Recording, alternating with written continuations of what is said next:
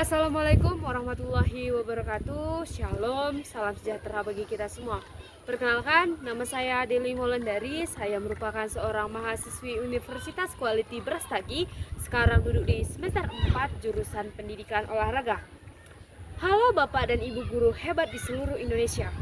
Dalam video ini, saya akan menyampaikan pemahaman saya mengenai 3 pendekatan pembelajaran yang sangat penting diterapkan dalam pembelajaran masa kini, yaitu 1. Pembelajaran diferensiasi, yang kedua blended learning, dan yang ketiga adalah flipped classroom. Di era zaman sekarang ini, peserta didik yang kita hadapi memiliki latar belakang, gaya belajar, serta kemampuan yang sangat beragam. Tidak semua siswa belajar dengan cara yang sama dan dalam waktu yang sama. Oleh karena itu, diperlukan pendekatan pembelajaran yang tidak seragam, melainkan menyesuaikan kebutuhan setiap anak. Disinilah peran ketiga pendekatan yang saya sampaikan tadi sangat penting. Yang pertama, saya akan menjelaskan konsep dan pentingnya penerapan tersebut. Dimulai dari pembelajaran diferensiasi.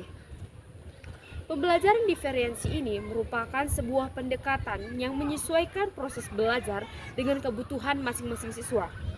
Di sini, guru tidak hanya memberikan satu cara belajar kepada semua siswa, tetapi menyampaikan variasi dalam hal materi, cara penyampaian, cara penilaian agar setiap anak bisa mengembangkan potensinya secara optimal. Misalnya, siswa yang lebih cepat memahami materi bisa diberi tantangan tambahan, sedangkan siswa yang lebih banyak membutuhkan waktu dalam belajar bisa diberikan penjelasan yang lebih sederhana atau bimbingan tambahan. Dan yang kedua adalah blended learning ataupun sering disebut dengan pembelajaran campuran. Blended learning atau pembelajaran campuran merupakan sebuah gabungan antara pembelajaran tatap muka dan pembelajaran daring atau sering disebut dengan pembelajaran online. Model ini sangat relevan di era digital dan pasca akademi COVID-19 kemarin. Misalnya, guru bisa mengatur secara langsung di kelas pada hari-hari tertentu dan memberikan tugas atau materi tambahan melalui platform digital seperti Google Classroom atau WhatsApp atau Telegram dan aplikasi banyak lainnya. Dengan blended learning, pembelajaran menjadi lebih fleksibel dan bisa menjangkau semua siswa dalam berbagai kondisi. Yang ketiga adalah flipped classroom atau kelas terbalik. Dalam model ini, siswa mempelajari materi terlebih dahulu di rumah, misalnya dengan menonton video, membaca modul, atau mengikuti pembelajaran daring. Kemudian, keesokan harinya, di kelas mereka akan melakukan diskusi, praktik atau menyelesaikan soal atau permasalahan bersama guru. Tujuannya apa? Tujuannya agar waktu di kelas dimanfaatkan untuk kegiatan yang lebih mendalam dan interaktif, bukan hanya mendengar penjelasan. Alasan mengapa sih ketiga pendekatan ini sangat penting? Menurut saya sendiri, karena semua ini membantu siswa menjadi lebih mandiri, lebih aktif, serta lebih terlibat dalam proses belajarnya. Mereka belajar sesuai gaya dan kemampuan masing-masing. Dan di sini, guru tidak lagi menjadinya satu-satunya sumber ilmu, tetapi guru akan menjadi pendamping dan fasilitator dalam belajar. Yang kedua, di sini saya ingin menjelaskan peran guru dalam ketiga pendekatan ini. Sebagai guru, contoh sebagai saya sebagai calon guru, kita punya tanggung jawab besar untuk memastikan semua siswa mendapatkan hak belajar yang adil dan merata.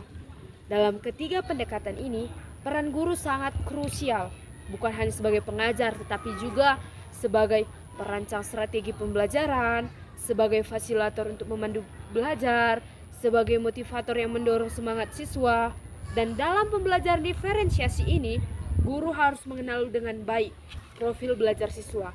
Apakah mereka suka visual, auditory, atau kinestetik? Apa minat mereka? Apa yang menjadi kekuatan dan kelemahan mereka? Dan di situ guru bisa merancang tugas dan kegiatan belajar yang sesuai. Kemudian dalam blended learning, guru harus menguasai teknologi pembelajaran. Artinya tidak gaptek, seperti membuat video, membagikan materi secara daring, atau menggunakan platform online.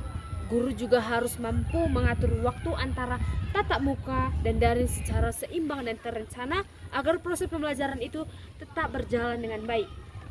Sedangkan dalam flipped classroom atau kelas terbalik, guru perlu menyediakan materi awal seperti video atau modul pembelajaran yang mudah dipahami oleh siswa di rumah. Kemudian, saat di kelas, guru akan membantu siswa yang mengalami kesulitan, mendorong mereka berdiskusi, serta membimbing pemecahan masalah. Sedangkan bagi siswa dengan kebutuhan khusus dan situasi terbatas, misalnya yang tidak mempunyai akses internet atau punya hambatan dalam belajar, guru harus mencari cara alternatif seperti menggunakan modul cetak, media audio, atau mengatur jadwal pergantian. Intinya, tidak ada anak yang boleh tertinggal. Kemudian ada sedikit pesan motivasi untuk guru dan orang tua.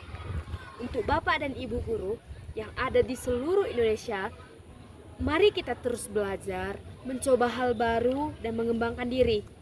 Menerapkan pendekatan ini memang sangat tidak mudah, tetapi ini adalah bagian komitmen kita terhadap murid. Artinya, kita tidak hanya sekedar menyampaikan pelajaran, tetapi juga menciptakan pengalaman belajar yang bermakna dan juga manusiawi. Untuk Bapak, Ibu, orang tua murid, dimanapun berada, kami mengajak Anda semua untuk bersinergi dengan guru dalam mendampingi anak-anak. Jika anak-anak belajar daring di rumah, bantu mereka untuk fokus. Jika anak sedang menonton video pembelajaran, beri mereka waktu dan juga ruang. Yakinlah bahwa pendekatan baru ini akan membentuk anak menjadi pembelajar yang aktif, bertanggung jawab, serta percaya diri. Demikian penjelasan saya mengenai pembelajaran diferensiasi, blended learning, dan flipped classroom. Ketiga pendekatan ini sangat-sangatlah penting dan sesuai dengan tantangan pendidikan masa kini yang menurut kita lebih fleksibel, lebih kreatif, dan lebih berpihak kepada anak. Mari kita terus berinovasi demi masa depan pendidikan yang lebih baik dan inklusif. Terima kasih atas waktunya. Mohon maaf apabila terdapat kesalahan dalam penyampaian yang saya ucapkan. Waktu dan tempat saya ucapkan terima kasih.